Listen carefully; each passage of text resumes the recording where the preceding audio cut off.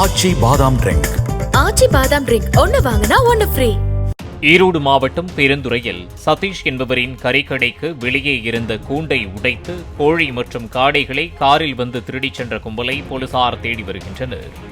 இறைச்சி கடைக்கு முன் காரை தயாராக நிறுத்தி வைத்து அவர்கள் திருடிச் செல்லும் சிசிடிவி காட்சிகள் வெளியாகியுள்ள நிலையில் பெருந்துறை போலீசார் விசாரித்து வருகின்றனர்.